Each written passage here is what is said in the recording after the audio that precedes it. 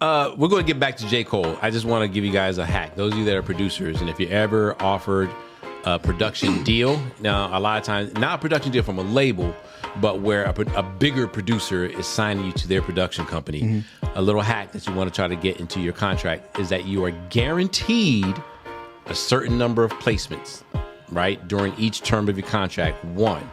And then 2, put in writing that projects they pass on, they pass down. Okay. So back to what I was saying.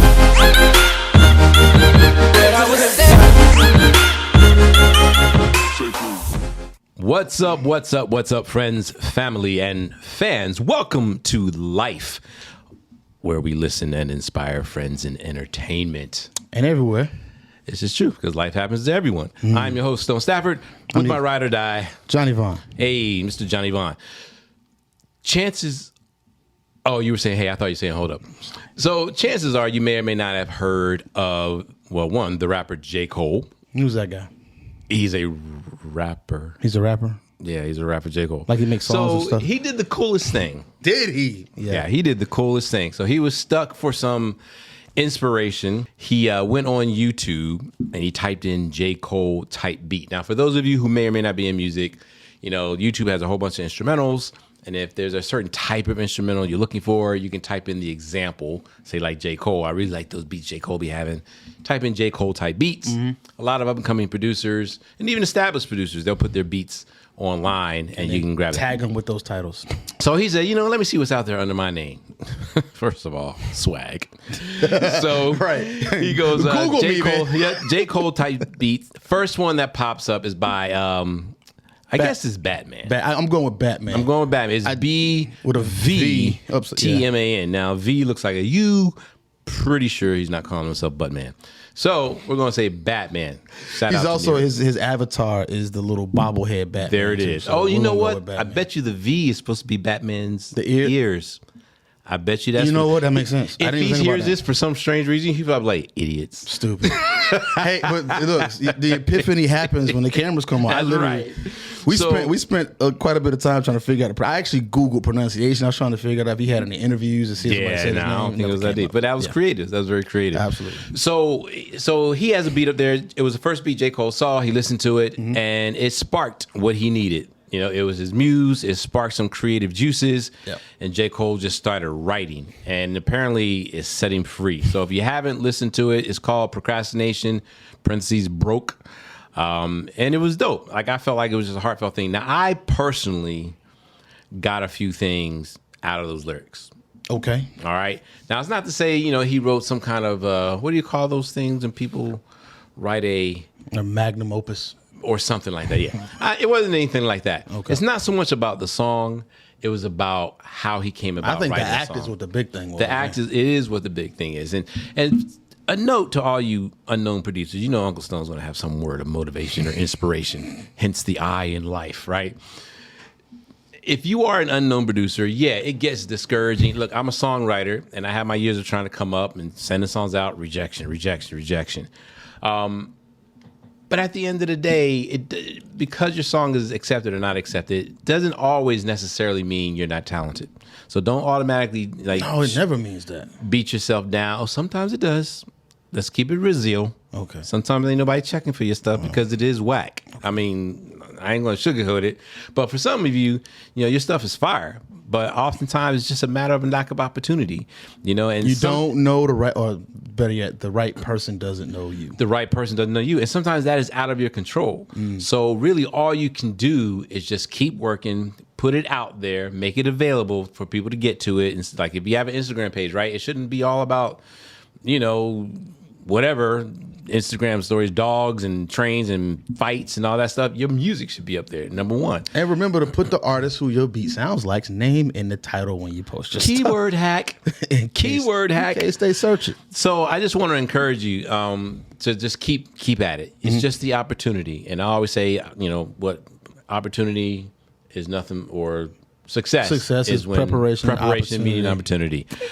And so with major artists, though, I personally feel like you should take a note from what J. Cole did. Now, There are plenty of major rappers out there that listen to up and comer beats. I've been in many sessions, even when at So Def, where there'll be a session, be like, man, I need some beats, and literally folks will just be tagging people or put someone in Twitter. Back then it was Twitter, IG went around. I mean, you see it a lot still. Like you'll have a writer who'll be in the room and they'll just jump on it like, hey, yo, I'm working with some people soon. Send me your stuff. I need some beats. I mean, that happens here at Icon. And that happens a lot, yeah. All the time. So there are plenty of rappers that do it. But I'm talking like the major joints too.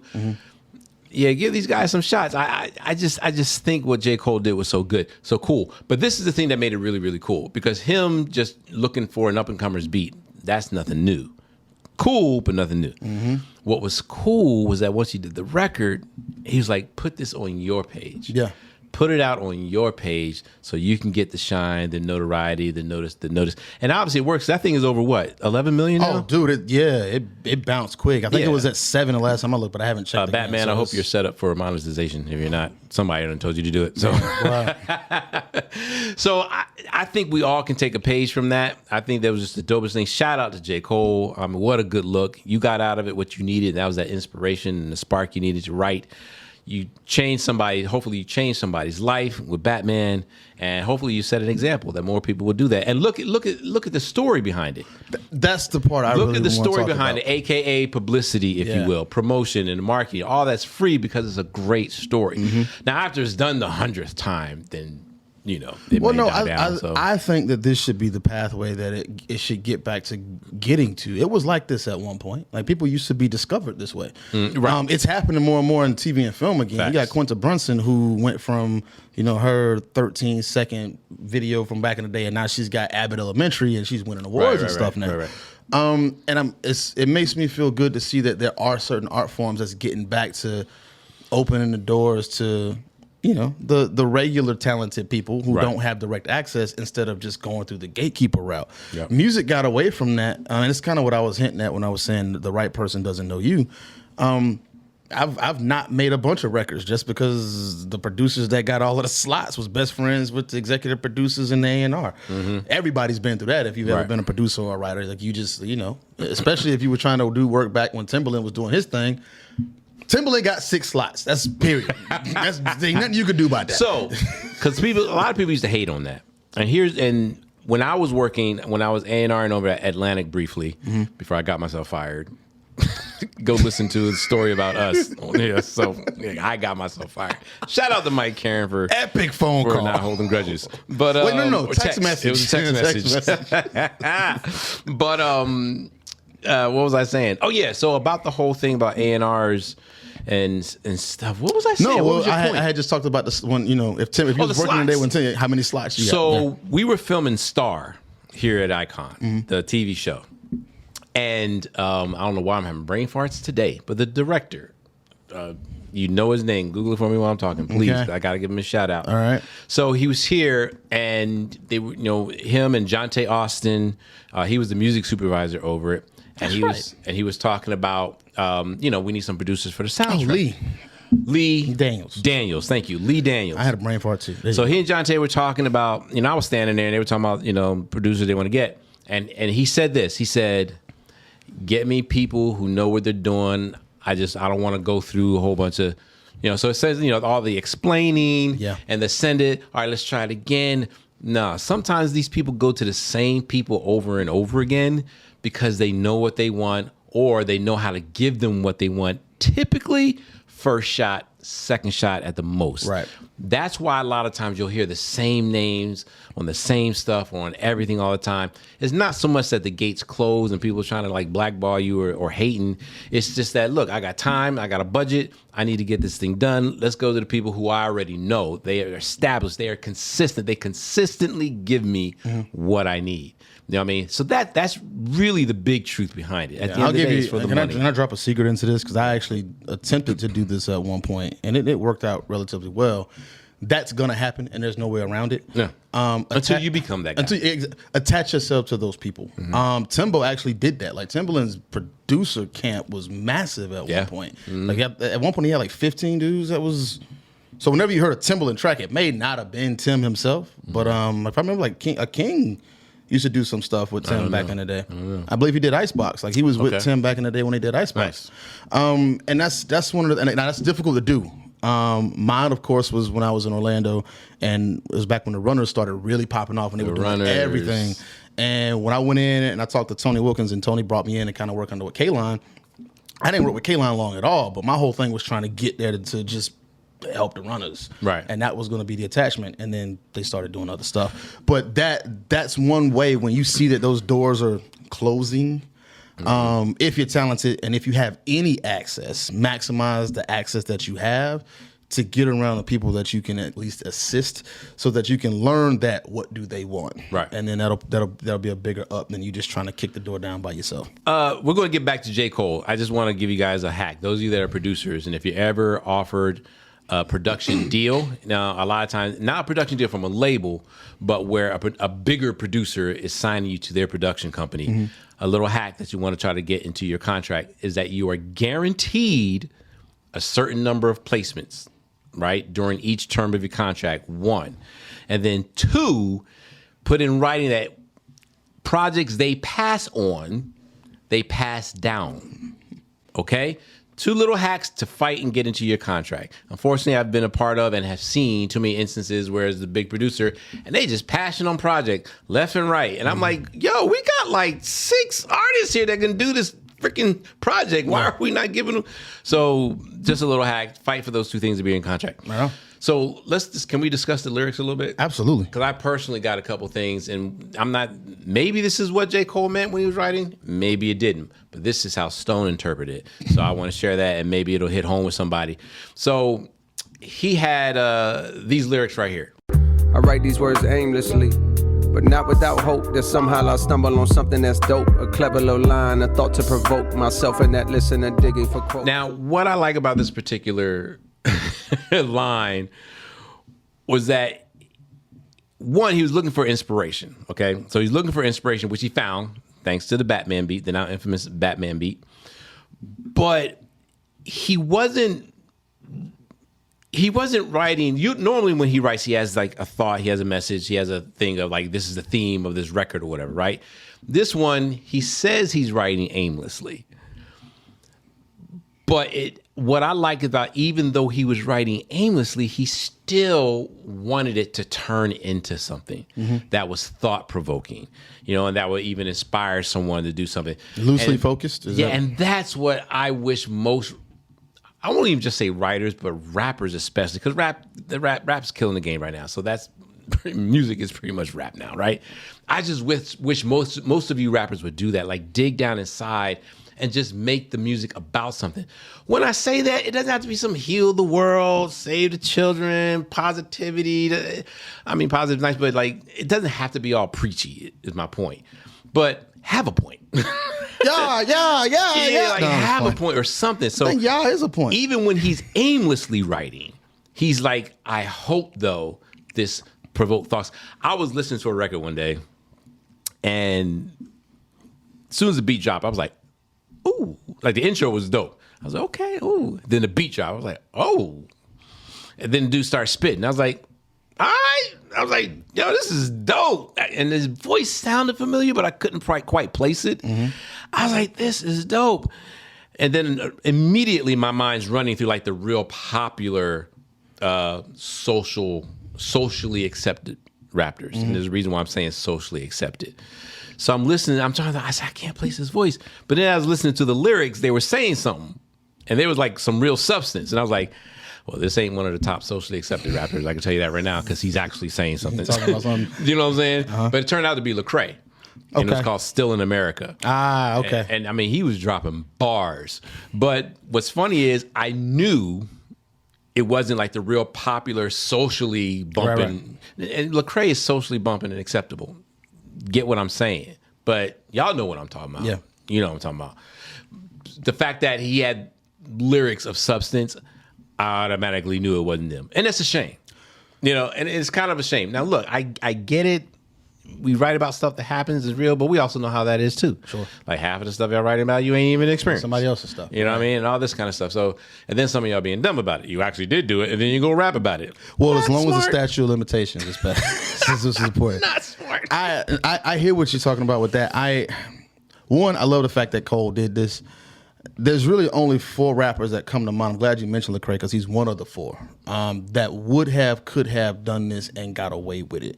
2 of them who are socially acceptable, which is Cole and Kendrick, of course. Kendrick for sure. Lecrae, I guess 3 of them. We'll put Lecrae in it, even though he's more on the Christian positive side, I would think. And then there's another rapper named He Hot. would side-eye you right now. He probably would.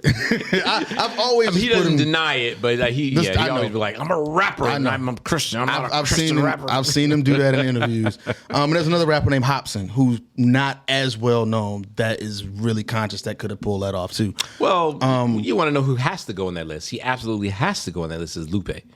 Oh, don't get out. Yeah. And shout out about freaking wordsmith. No, definitely. And Lupe, Sheesh. I will shout him out from here on out because Yes. he returned my wallet to me when I was in Dire Straits. I remember that. Lupe, bro, I'm sorry I didn't recognize you on the street. Lupe's an honest man. But I had a 3-year-old in the car and it was running and we was on Peachtree Street. Bro, I'm sorry. But big up to him always, man. And the funny thing was when that happened, he had just dropped Droga's Light. Oh, okay. And he hadn't done anything in a minute. So like I was listening to it and still didn't recognize it. But I mean, yeah, absolutely. I would put him 5. Yeah. But I think we've gotten to that age now to where do we still call them conscious rappers? I don't know if that's a title. Yeah, I don't like to say that because I don't again, either. like when you say Christian rapper, Right. your mind goes there. When you say conscious rapper, We're not going. your mind goes there. We're Nah. not going to pigeonhole them. We're going the rappers that are doing it now. You've got the ones that are doing it because the wave is what it is and what's popular, and it's easy to do a certain style. And then you have artists like what Cole did. The reason why this was born was because he got into a funk because he wasn't able to do for whatever reason, whether Right, it was for just whatever stress reason. or just being tired or pulling from the well too much and just not refilling it. But he couldn't get into the bag that he normally gets into, and I'm pretty sure he was still writing stuff. It was just coming out in his mind as garbage. It was just coming out trash. And for him to use this as an example to spark that gets back to what collaborations used to be. And then what collaboration should actually become. Now that we've got that instantaneous, we're connected instantly via the internet anyway, we can be in sessions. I've done sessions from here and in LA where we're running multiple artists simultaneously. I mean, it happens all the time.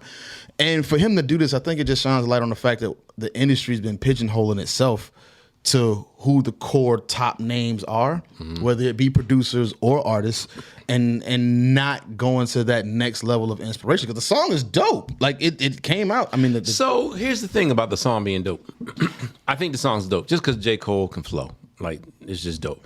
But I wonder if he would have wrote a song like this commercially.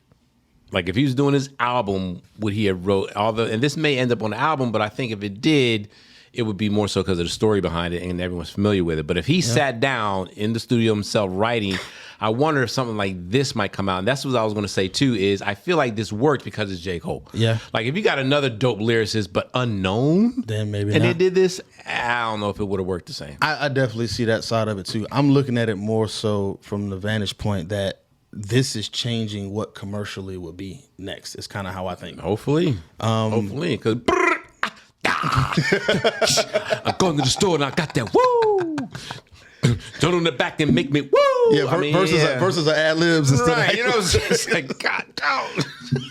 So I didn't get so deep with the lyrics as you did. and I didn't try to. I was just listening and certain things jumped out at me. So it's not like I even tried to. I was like, oh snap. Like another one, now warning, this one has some profanity in it. But on this clip right here, Don't even know if somebody gon' hear this. Got so many songs they get lost in the endless folders of the hard drive. I wish I was more fearless. Cause I just say fuck it and dump all the music for niggas that hate it and niggas that use it as fuel to push them through long nights at school. Writing that last minute paper for class that's due in the morning. And I still relate to that procrastination for tasks. now on that clip, to me, that was a vulnerable moment. And I think a lot of up and coming rappers can probably relate. Again, this is my opinion, y'all. This is my interpretation. Is that even J. Cole has wonders and worries. Are people going to like it? You know what I mean? And I don't know any artist where that doesn't run through their mind. You know what I'm saying? You don't agree? Well, I'm so glad I said it was my interpretation. Yeah. But so hold on real quick. So this is that's what I got out of it. Is that, when he was talking about, I wish I could be more fearless. And to me, I interpreted that I had to find the lyric right. I don't want to stop you, but it's the line where he actually said, "Plus, it don't help that I'm rich now." And then he goes into get to that because that was something else that stuck out to me. But it stuck out separately. When he breaks down that aspect of it, and I think that kind of speaks to I'm at a level now to where I don't have to worry about that stuff. And I think that more so put me in the mindset. They are going to tie in. Okay. They are going to tie in. This is just an A and B. Or it's a head and the tails of the same coin. Okay. Yeah. So again, just that fear of people going to want, that's natural for most artists. Are people going to like you? People going to like this record? Like, I don't think it's hot. And my whole thing is not every record is going to be a commercial success. Right. And you have to, so go with what you do, first of all. Do what you do. Everyone has an audience. And guess what? Truth of the matter is, no. Everyone ain't going to like your stuff. Right. You know what I mean? There are going to be plenty of people that do. But then we have to define what success is. Now, I understand success is different for everyone else. But if you ask me, for someone like Mr. Remember the group Mr. Back in the day? Yeah. All right, you guys know, a lot of you may know Bobby V. Bobby V came out of that group Mr. They did a song called Blackberry Molasses. Now, granted, it was a commercial success. Yeah. Granted. Forgot about that one, though. But that song, there was a girl that wrote into them. That song quite literally saved her life. She was contemplating suicide, and Blackberry Molasses changed her mind on that. So to me, that's a success. And many of you are writing songs that will do that for someone. It'll cause them to shift and to change their mind about something. So granted, it may not translate as immediate money in your pocket, but to me, if you touch a soul, that's success, because that's something actually even some of your more commercially successful people can't even do, is actually touch a soul. One thing to make somebody dance and, the song's lit, it makes me want to get some booty or whatever, that ain't touching the soul, that's touching other stuff. You know what I'm saying? But if you can cause someone to become introspective and change a perspective, and that, to me, that is a special thing, and you ought to give yourself some credit for being able to do that, even if it didn't translate into like 10 million albums sold. I give you that. It's definitely an optimistic looking thing, absolutely. But that's the power that songwriter that we as creators have, and I just think we sleep on that so much. Well, no, I think you sleep on the fact that everybody's goal isn't to touch some people. But I didn't say it's a goal. Well, but I think we don't tap into it enough. Okay. Here's the deal: if your goal is just to become wealthy and successful, sell a ton of music, right? It might even be that. It might just be the right. It might just be to have an outlet just to do it. I wonder, how would it affect your writing if just in the back of your mind, and you don't have to use something as poetic as touch someone's soul. I mean, that's just deep. But if you're like, this is going to affect somebody. Okay. Just have that in the back of your, like, I'm going to affect somebody with this record. That'll, to me, as a writer, that changes the way I write. Because, look, let me be clear. There is certainly a place for that party record. There's a place for the record to smoke to. There's a place for the record to plant your seeds or whatever you put it. But even that's touching someone in a certain way. You see what I'm saying? I hear what you're saying. If you're not trying to connect and touch somebody, I got to wonder why you're writing. Well, no. With the exception of just getting something out. How many stories have you heard where the hit record comes out of the song that they weren't even thinking about? This is something we put together in 20 minutes because we needed one more record. It wasn't really emotion in it. We just got together, we did it, it came out dope, and now that's the biggest record that artist has ever had. So go back to what I said. I'm not saying it has to be your goal. Well, I know. But what if it's just in the back of your mind? That's what I'm saying. I get what you... I get it. And this is mature Stone talking, though. Yeah, this is Stone mature Stone talking. This is now mature Stone, and Stone who understands the power and that the fact that we all are quite literally walking music, and that we actually ought to do a whole podcast on that. I wish you would stop saying what we'll do podcasts on in the podcast, and then we don't do it. And how about we just not say that, and then we just do the podcast? Well, since you edit, just edit it out. I mean, you know how many edits I would have to do to cut out how many times you say that? It just comes out. It's not like I'm doing it on purpose. Pull it in. Squeeze tight.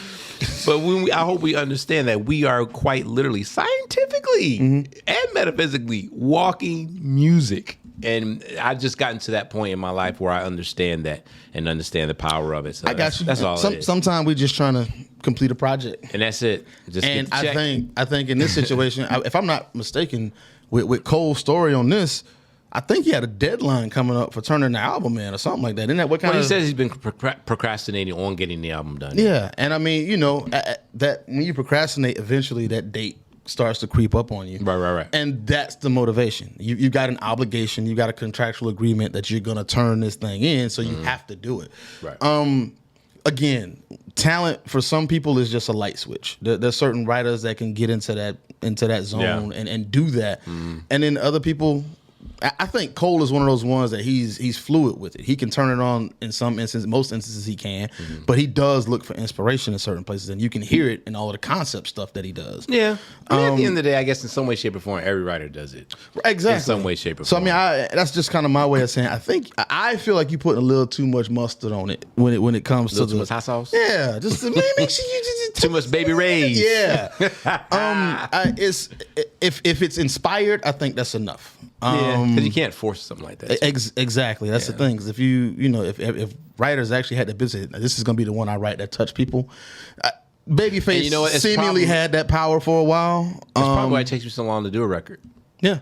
It probably really is. You're trying to. I'm like, this needs to make sense. This needs to, and I ain't trying to heal the world, but I'm like, somebody needs to get this. This needs to blah blah. And then next thing you know, I haven't written a darn thing. You've paralysis. Right. You've done nothing.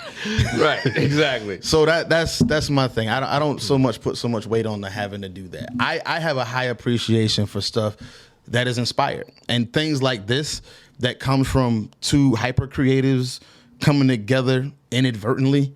Just by the search, and then not being in the same room, having no direct chemistry, but the chemistry is felt through the song. That's inspired, and that's enough for me. Then to let the dude get the shine, man. That was huge. That is just, to me, that was just everything right there. And that's just the kind of dude Cole is. I mean, every time I see a TMZ picture of him walking through LAX at an airport, just going, for sure, to his coach seat, right, pulling his own luggage, doing the MTV Cribs, the Redman MTV, the Redman version of MTV Cribs.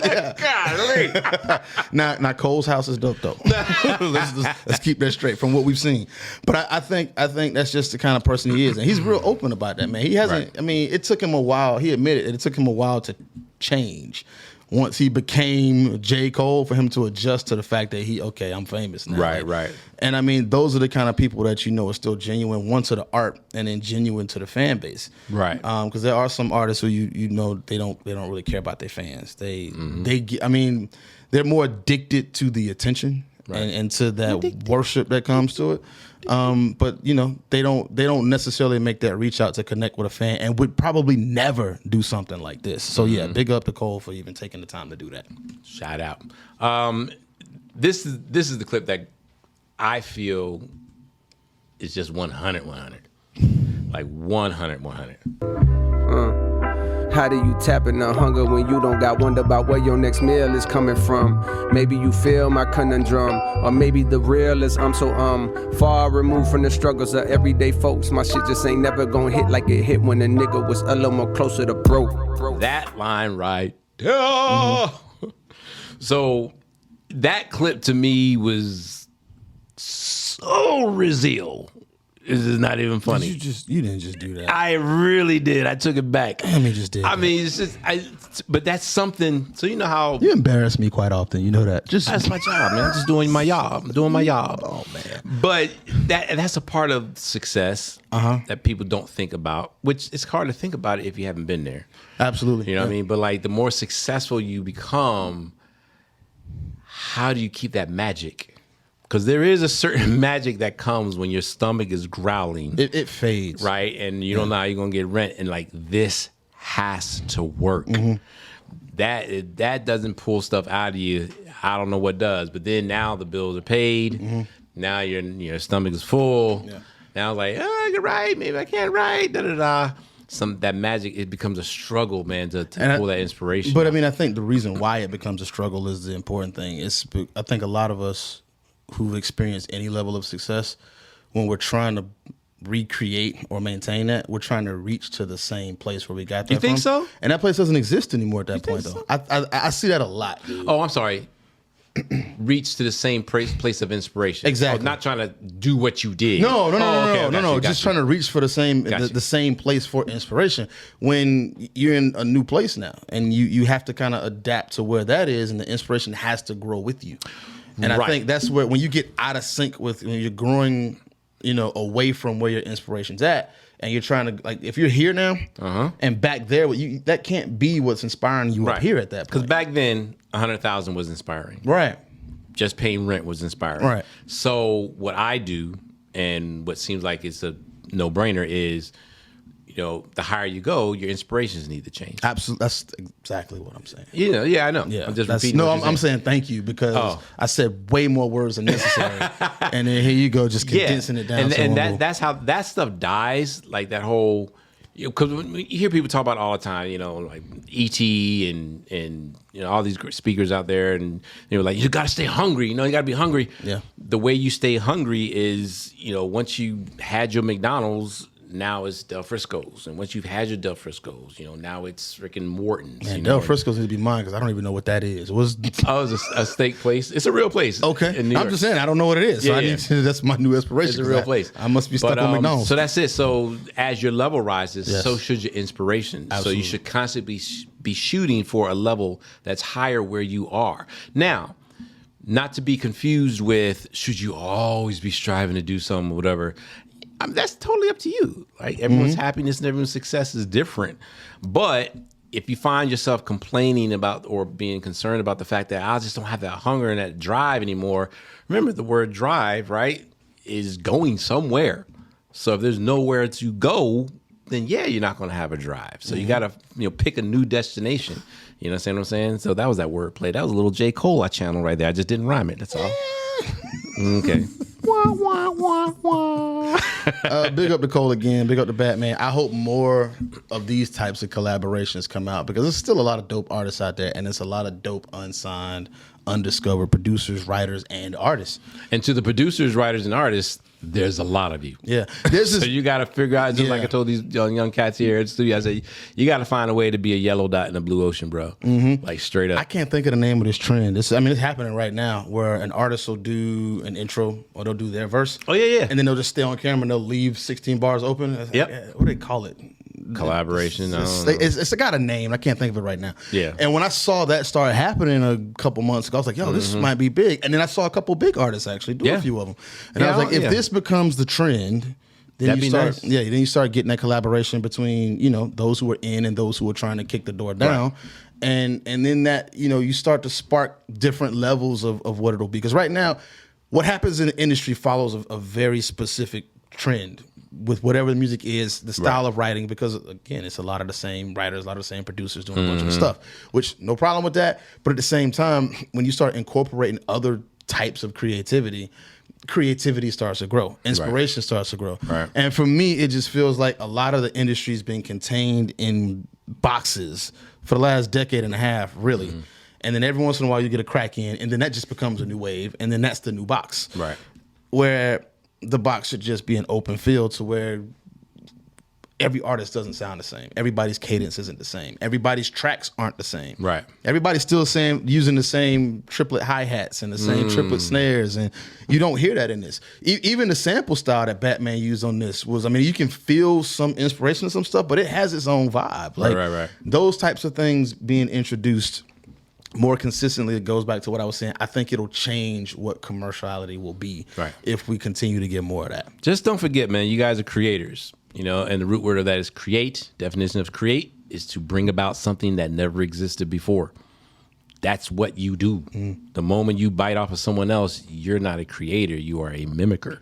Yeah, you're no longer a writer. You're a repurposer. You're not a writer. You're a biter. No, I'm just like, that's why. The only thing you need to repurpose are your clothes and your posts. Don't repurpose your clothes. Although we did that growing up.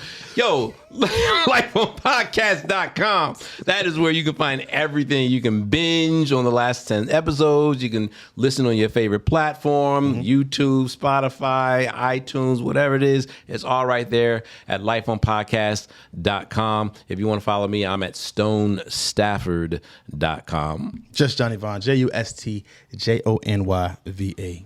in. Hey, man, we love y'all. We appreciate y'all. Please hit that like button. Go ahead and ring that bell, tap on it, and then tell a friend. Say, you know what? These guys are pretty all right. They're pretty all right. Yeah. All right. We appreciate you. We love you. We out. See you next week. Peace. So back to what I was saying. What I was saying.